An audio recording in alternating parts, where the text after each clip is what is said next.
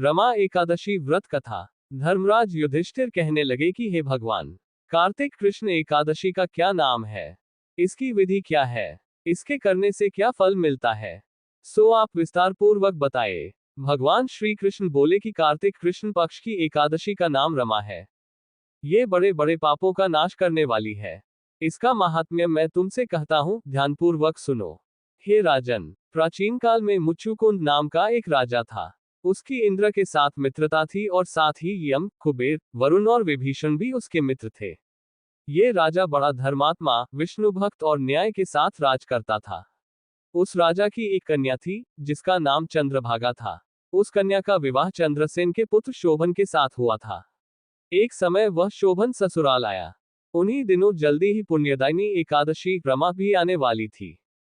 जब व्रत का दिन समीप आ गया तो चंद्रभागा के मन में अत्यंत सोच उत्पन्न हुआ कि मेरे पति अत्यंत दुर्बल हैं और मेरे पिता की आज्ञा अति कठोर है।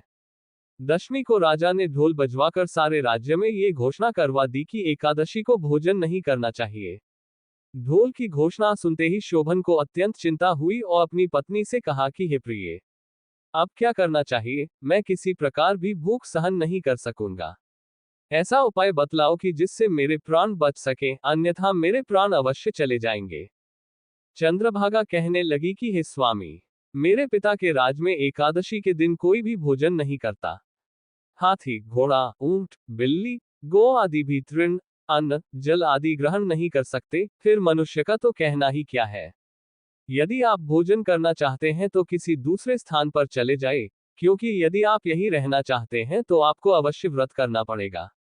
ऐसा सुनकर शोभन कहने लगा कि हे प्रिय, मैं अवश्य व्रत करूंगा, जो भाग्य में होगा वह देखा जाएगा। धर्मराज युधिष्ठिर द्वारा कार्तिक कृष्ण एकादशी का नाम, इसकी विधि, उसका फल कैसे मिलता है यह विस्तार पूर्वक बताए। ऐसा पूछने पर भगवान श्री कृष्ण बोले कि कार्तिक कृष्ण पक्ष की एकादशी का नाम रमा है। ये बड़े बड़े पापों का नाश करने वाली है। इस प्रकार से विचार कर शोभन ने व्रत रख लिया और वह भूख व प्यास से अत्यंत पीड़ित होने लगा। जब सूर्य नारायण अस्त हो गए और रात्रि को जागरण का समय आया, जो वैष्णवों को अत्यंत हर्ष देने वाला था, परंतु शोभन के लिए अत्यंत दुखदायी हुआ। प्रातः काल होते शोभन के प्राण निकल गए। तब राजा ने सुगंधित काष्ठ से उसका दाह संस्कार करवाया, परंतु चंद्रभागा ने अपने पिता की आज्ञा से अपने शरीर को दग्ध नहीं किया और शोभन की अंत्येष्टि क्रिया के बाद अपने पिता के घर में ही रहने लगी। रमा एकादशी के प्रभाव से शोभन को मंद्राचल पर्वत पर धन धान्य से युक्त तथा शत्रुओं से रहित एक सुंदर देवपुर प्राप्त हुआ। वह अत्यंत सुंदर रत्न और वैदुर्यमणि जटित स्वर्ण के खंभों पर निर्मित अनेक प्रकार की स्फटिक मणियों से सुशोभित भवन में बहुमूल्य वस्त्राभूषणों तथा छत्र व चंवर से विभूषित, गंधर्व और अप्सराओं से युक्त सिंहासन पर आरूढ़ ऐसा शोभायमान होता था मानो दूसरा इंद्र विराजमान हो। एक समय मुच्चुकुंद नगर में रहने वाले एक सोम शर्मा नामक ब्राह्मण तीर्थयात्रा करता हुआ घूमता घूमता उधर जा निकला और उसने शोभन को पहचान कर कि यह तो राजा का जमाई शोभन है, उसके निकट गया।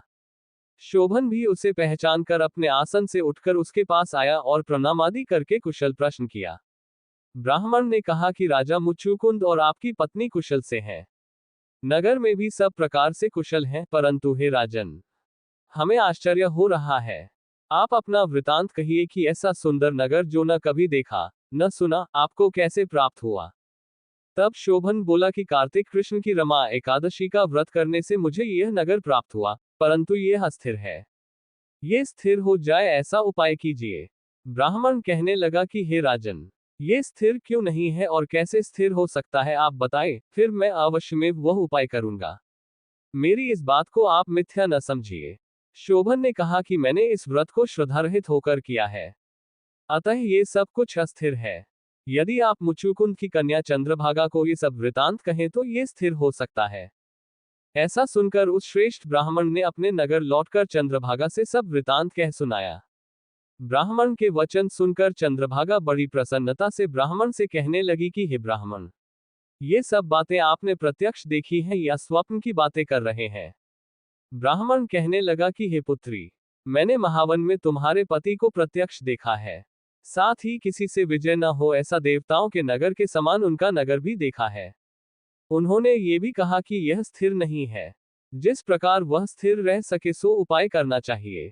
चंद्रभागा कहने लगी, हे विप्र, तुम मुझे वहां ले चलो, मुझे पतिदेव के दर्शन की तीव्र लालसा है। मैं अपने किए हुए पुण्य से उस नगर को स्थिर बना दूंगी। आप ऐसा कार्य कीजिए जिससे उनका हमारा संयोग हो, क्योंकि वियोगी को मिला देना महान पुण्य है। सोम शर्मा ये बात सुनकर चंद्रभागा को लेकर मंदराचल पर्वत के समीप वामदेव ऋषि के आश्रम पर गया। वामदेव जी ने सारी बात सुनकर वेद मंत्रों के उच्चारण से चंद्रभागा का अभिषेक कर दिया। तब ऋषि के मंत्र के प्रभाव और एकादशी के व्रत से चंद्रभागा का शरीर दिव्य हो गया और वह दिव्य गति को प्राप्त हुई। इसके बाद बड़ी प्रसन्नता के साथ अपने पति के निकट गई। अपनी प्रिय पत्नी को आते देखकर शोभन अति प्रसन्न हुआ और उसे बुलाकर अपनी बाईं तरफ बिठा लिया। चंद्रभागा कहने लगी कि हे प्राणनाथ, आप मेरे पुण्य को ग्रहण कीजिए। अपने पिता के घर जब मैं 8 वर्ष की थी तब से विधिपूर्वक एकादशी के व्रत को श्रद्धापूर्वक करती आ रही हूँ।